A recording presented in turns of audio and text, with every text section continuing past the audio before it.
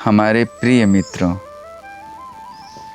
ना ही कोई सुख दुख के दाता, जो जस करने तस फल चाखा। हमारे सुख और दुख का कारण दूसरा कोई नहीं है। अक्सर हम सुनते हैं, इनके वजह से हम दुखी हैं महाराज जी, उनके वजह से हम सुखी हो गए महाराज जी। कहीं ना कहीं ये भ्रम ही है। यदि आप किसी के वजह से आप कहते हैं कि हम परेशान हैं, दुखी हैं, तो कहीं ना कहीं सत्य तो यही है प्रभु जी कि आप अज्ञानता में जी रहे हैं। और कोई कहे कि हम इनके वजह से या उनके वजह से आज सुखी हूँ महाराज जी, तो कहीं ना कहीं ये आपकी महानता है कि आप अपना श्रेय नहीं ले रहे हैं। आप एक धार्मिक व्यक्ति हैं, इसीलिए आप इस तरह से कह रहे हैं।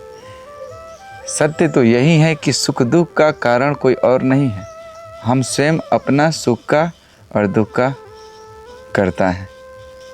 हम स्वयं अपने मान और अपमान का जिम्मेवार हैं। यदि कहीं मान भी मिले, अपमान भी मिले, तो कहीं ना कहीं आपका कोई कर्म है, तभी इस तरह से आपके जीवन में स्थिति पैदा हुआ है। सत्य यही है। और मैं कहीं सुना था महापुरुषों के ही मुख से, महात्मा बुद्ध एक बार भिक्षाटन के लिए जा रहे थे। भिक्षा मांगने के मार्ग में गुजर रहे थे, तो उसी रास्ते पर एक घर था। उस घर से कोई निकला, भिक्षु को देखकर उनके मुख पर थूक दिया। और कहा जाता है महात्मा बुद्ध उससे कोई विवाद नहीं किए, कोई बातें नहीं किए, ये पूछे तक भी नहीं कि आपने ऐसा क्यों किया। जैसे वो थूका, फिर वो अपने आंचल से लेके वो पोंछ लिए। और उनके भक्त लोग उनसे पूछते ही रह गए कि प्रभु आप एक बार आदेश तो करिए, आप एक बार आदेश करिए कि इसका सत्यानाश कर दूंगा, इसको घसीट कर पीटूं हम लोग, आप एक बार आदेश करिए। महात्मा बुद्ध ने कुछ भी नहीं बोले,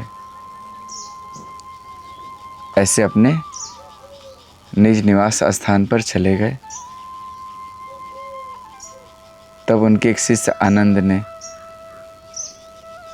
बोले, प्रभु ऐसा आप क्यों किए? आपको तो इतना बड़ा अपमान किया, घोर घोर अपमान किया। वो आपके चेहरे पर कितना बेरहमी से थूक दिया और आप कुछ बोले नहीं। आप अपने आंचल से पोंछ के चुपचाप चल पड़े वहां से। फिर भी अभी महात्मा बुद्ध चुप है, एकाग्र शांत। आनंद ने पूछा, प्रभु आप बोलते क्यों नहीं? इसका राज क्या है? कम से कम हमें तो बताइए। हम लोग तो आपके इतना बुद्ध तो है नहीं, शुद्ध तो है नहीं, इसके राज को मैं समझ पाऊँ, लेकिन आप तो बताइए। तब महात्मा बुद्ध ने बताया कि देखो आनंद, ये जो है पुराना हिसाब है, पिछले जन्म काल का हिसाब है। कभी हमसे भी इसके प्रति कुछ गलती हुआ था, आज ये अपना हिसाब बराबर कर लिया। यदि हम कुछ करते या तुम लोग भी हमारे पक्ष में करता, तो ये सिलसिला इस जन्म में भी खत्म नहीं होता। आनंद, मैं कोई कुछ ऐसा नया कर्म नहीं करना चाहता हूँ जिसके वजह से मैं मुक्ति से वंचित रह जाऊं। आगे भी मैं तुम लोग को ये संदेश देता हूँ कि तुम लोग भी ऐसे ही चलना, नहीं तो ये सिलसिला हमेशा बना रहेगा।